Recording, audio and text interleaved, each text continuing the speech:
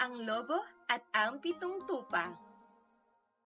Noong unang panahon, may isang tupang naninirahan sa gubat kasama ang kanyang 7 mga anak. Mahal na mahal niya ang mga ito.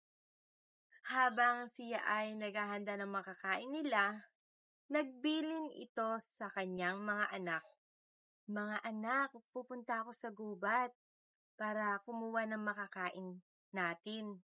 Kaya makinig kayo sa sasabihin ko. Huwag pagbubuksan kahit sino man maliban sa akin. Laging nakaabang lang dyan ang masamang lobo. Hinalikan niya ang kanyang mga anak at nagpaalam na. Ang hindi niya alam, naghihintay na ang masamang lobo na umalis siya.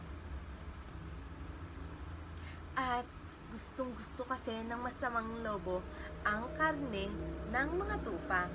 Kaya dali-dali itong pumunta sa bahay ng mga tupa at kumatok. Mga anak, ito ang nanay niyo. Pagbuksan niyo ako ng pinto. At marami akong dalang pagkain para sa inyo.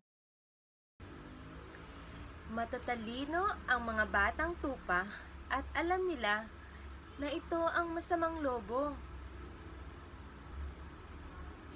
Masamang lobo, wag mo kaming lokohin. Umalis ka dyan. Kaya paulit-ulit na nag-ensayo ang masamang lobo para magaya niya ang boses ng inang tupa. Sa pagkakataong ito, mas nilakasan niya pa ang boses niya. Mga anak, buksan ninyo ang pinto. Dalian niyo dyan. Matatalino ang batang tupa, kaya sumilip sila sa ilalim ng pinto.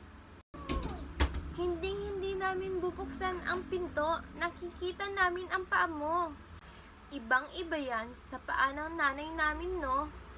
Ang paa ng nanay namin ay kulay puti at ang paa mo ay kulay itim. Kaya hindi namin bubuksan ang pinto. Daling-daling nagpunta sa tindahan ang masamang lobo para kulayan ang kanyang paa ng puti. Nagulat ang tindero at dali-dali niya itong kinulayan dahil sa takot sa lobo.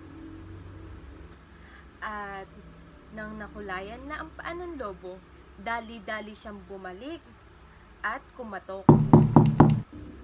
Mga anak, narito na ako, buksan niyo ang pinto. Mga anak, may dala akong mga pagkain. Sumilip ulit ang mga batang tupa at nakita nilang puti na ang mga paa nito. Kaya napaisip sila na ayun na ang kanilang ina at dali-dali nilang binuksan ang pinto. Ngunit nung pagbukas ng pinto, nagulat sila at nakita nila ang masamang lobo. Kaya dali-dali silang nagtatakbo at nagtago.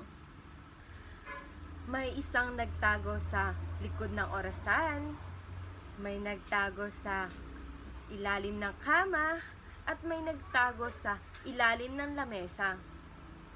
Ngunit nakita pa rin sila ng masamang lobo. Kaya isa-isa silang kinain nito. Maliban sa isang nagtago sa isang orasan.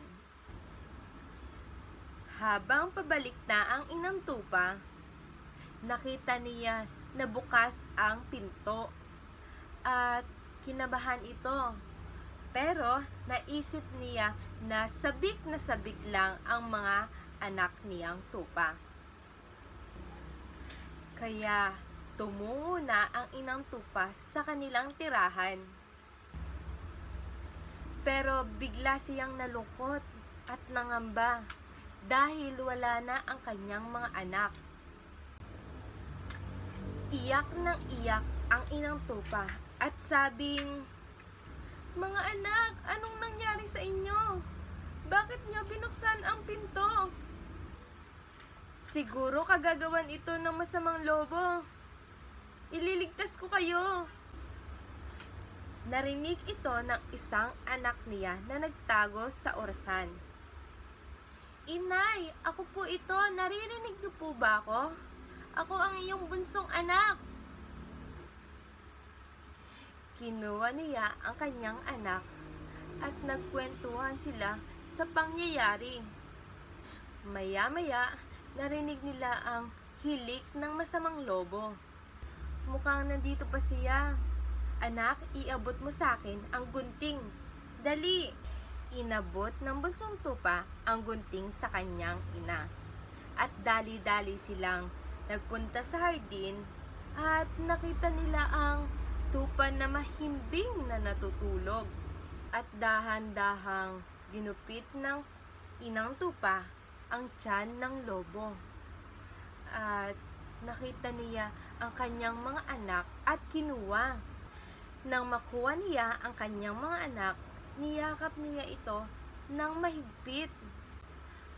At pagkatapos nun, nilagyan niya ng bato ang tiyan ng lobo at kanyang tinahi. At dali-dali silang umalis. At nang magising ang lobo, nauhaw ito at dali-daling pumunta sa balon. Ngunit nung pagyuko ng masamang lobo, hindi niya mabalanse ang kanyang katawan, kaya nahulog siya at namatay sa pagkakalunod.